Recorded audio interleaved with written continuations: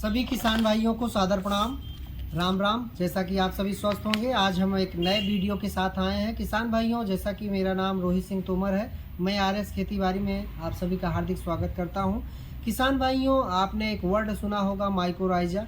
Mycorrhiza क्या होता है, उसकी पूरी सच्चाई, पूरी कहानी आपको बताएंगे, कैसे कार्य करता है और किन किन फसलों में जादू कर देता है और धमाकेदार रिजल्ट देता है, और कितनी मात्रा इसकी होती है और किन पोषक तत्वों के साथ इसको नहीं मिलाकर डालना चाहिए, वो भी जानकारी दिया जाएगा।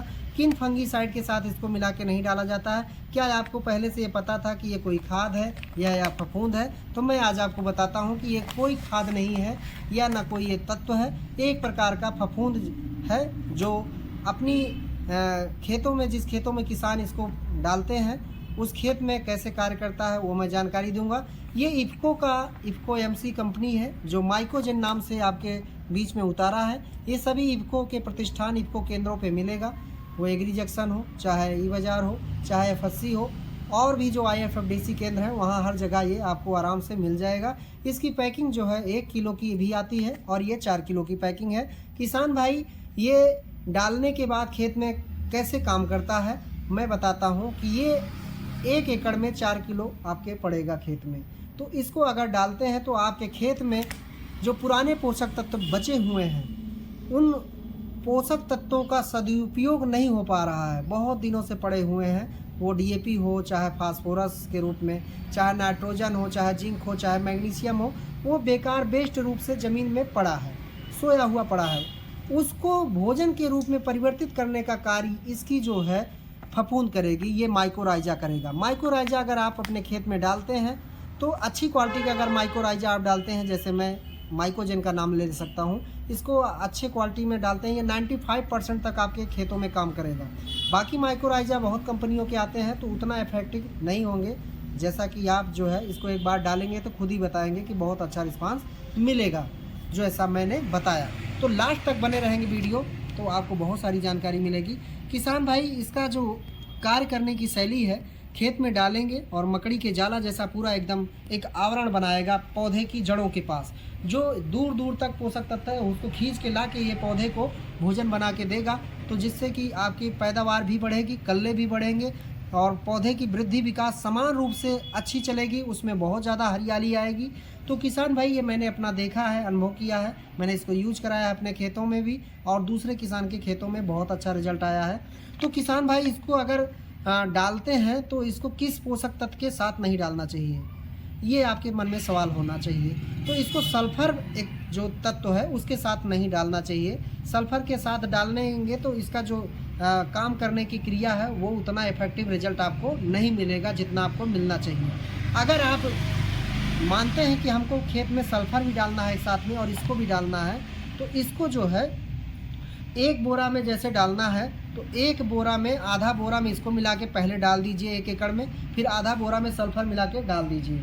उसके बाद जो है आप जो है तो इसको जो है अगर अपने खेत में डालते हैं तो क्या होगा कि आपकी फसल में जो है सारे पोषक तत्व मिलने लगेंगे आराम से। लेकिन इसको डाले कर, तो इसको डालने, जैसे मैंने अभी सल्फर की बात की कि सल्फर के साथ इसको नहीं मिला के डालना चाहिए, तो सल्फर के साथ अगर आपको मिलाना नहीं है तो आधा बोरे में इसको डालिए, आधा बोरे में उसको मिला के डाल दीजिए समान रूप से, कोई दिक्कत नहीं होगी। आपका सल्फर भी काम करेगा, माइकोराइजा भी काम करेगा। लेकिन जिस खेत में आप कोई फफूंद नाशक जैसे कि फंगीसाइड बोलते हैं, जैसे कार्बेंडाजिम, मेनकोजेब या कोई हेक्साकोनाजोल, प्रोपिकोनाजोल, जैसे कोई भी फंगीसाइड आप खेत में डाले हैं तो उसके 4-5 दिन के अंतराल पे इसको डालें, जिससे कि अच्छे से काम करे, नहीं तो ये निष्क्रिय हो जाएगा, काम अच्छे से नहीं होगा। ये आपको ध्यान रखना ही है अगर आप सदुपयोग इसका चाहते हैं। तो किसान भाई, ये हो गया। खेत में इसको जब डालिए तो गेहूं धान में तो 30 दिन के अंदर इसको डाल दीजिए। जितनी जल्दी डालेंगे उतनी जल्दी ये अपना काम करना शुरू कर देगा, यानी कि इसको डाल दीजिए। अगर आप गोभी ट्रांसप्लांटिंग वाली फसलें हैं, जैसे गोभी है, टमाटर है, मिर्चा है, बैगन है, उन सब में लगाना है, तो जब वो पौधे चल जाएं, 1 महीने के हो जाएं, तब उसमें आप इसको यूरिया के साथ मिला के डाल दीजिए। कभी भी आपको डालना है तो यूरिया के साथ डाल सकते हैं, DAP के साथ डाल सकते हैं, और पोटास के साथ मिला के डाल सकते हैं, काला दाना पोटास इफ़को का था उसके साथ, सागरिका के साथ मिला के डाल सकते हैं, कोई दिक्कत नहीं। बस 2 चीज़ों के साथ जैसे मैं बताया फंगीसाइड और सल्फर के साथ मिलाकर इसको नहीं डालना है। किसान भाई ध्यान रखें कि आप जब इसको डालें तो खेत में नमी पर्याप्त मात्रा में होनी चाहिए। अगर नमी नहीं है तो भोजन अच्छे से नहीं बनेगा, ये कार्य अच्छे से नहीं करेगा। और ध्यान रखें कि इसको प्राथमिक रूप से पहले ही डालना है, ये नहीं कि चल रही है फसल बाद में आपको बीज में डालना है। बीज में डालना है तो जैसे बैगन की फसल है, बैगन की फसल 8-9 महीने तक चलती रहती है, तो उसमें आप हर 3 महीने पे इसको आप 4 किलो एकड़ के हिसाब से आप इसको डालते रहिए और लाभ लेते रहिए, लाभ बराबर आपको मिलता रहेगा। तो किसान भाई एक बात और ध्यान रखें कि आपके मन में सवाल होगा कि सर जो है हम ड्रिप सिस्टम से अगर इसको डालना चाहें तो कैसे डाल सकते हैं। तो सही सवाल है आपका। अगर ड्रिप सिस्टम में आप डालना चाहते हैं तो इसको आप अच्छे से घोल लीजिए एक दिन पहले और घोल के छान लीजिए, उसके बाद इसको ड्रिप में भी चला सकते हैं तो अच्छा रिस्पांस मिलेगा। तो आप इसको अभी इस समय मटर की खेती में जो लोग इसको डालेंगे बहुत अच्छा रिजल्ट मिलेगा, उसकी जड़ें बहुत विस्तार होगी, उगठा रोग नहीं लगेगा और न्यूट्रिशन बहुत अच्छे से मिलेगा पौधे को। तो किसान भाइयों माइक्रोजेन को उपयोग करें, यानी माइक्रोराइजा का प्रयोग करें और अपनी फसलों में उम्दा उत्पादन पाएँ, ज़्यादा उत्पादन पाएँ और बेहतर फसल पाएँ और बेहतर क्वालिटी वाला उत्पाद पाएँ। मंडी में जाते मान इसके प्रोडक्ट जहाँ पे ये प्रयोग होगा उसके मंडी में जो उत्पाद आएंगे वो जल्दी बिकेंगे, क्योंकि उसमें शाइनिंग और चमक कुछ अलग ही रहेगी। तो आप इसको जो है अपनी सारी फसलों पे उपयोग कर सकते हैं। जो आपकी फसलें धान वाली फसलें हैं, जो सीरियल क्रॉप है, उनमें आपको 4 केजी एकड़ में प्रयोग करना है। जो नकदी फसलें जैसे गन्ना वगैरह हैं, आलू हैं, उनमें आप इसको जो है 8 किलो एकड़ का प्रयोग करें। जो लंबी फसल चलेगी उसमें इतना डालना है। बाकी आप साग सब्जी वाली फसलों में इसको 4 किलो एकड़ डालते रहिए। जब आपकी 3-4 महीने की फसल लंबी चल रही है तो फिर आप दोबारा इसको प्रयोग करें। गोभी वगैरह में आप इसको अच्छे से डालिए। जितना अच्छे से आप इसको समय से डालेंगे उतने अच्छा आपको रिस्पांस मिलेगा। नमी होना अनिवार्य है। किसान भाइयों 4 केजी एकड़ इसको डालना है।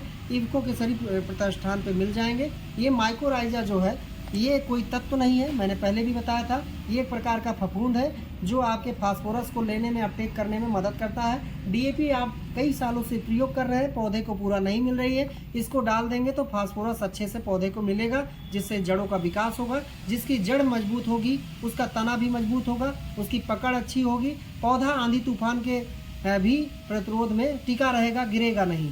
तो किसान भाई अपना लाभ चाहते हैं तो माइक्रोजेन का प्रयोग सभी फसलों में कर सकते हैं। जैसा कि आपने वीडियो में देखा, जहां पे आपको दिक्कत आए फिर से हम अगला वीडियो ज़रूर लेकर आएंगे, अगर आपकी कामना होगी।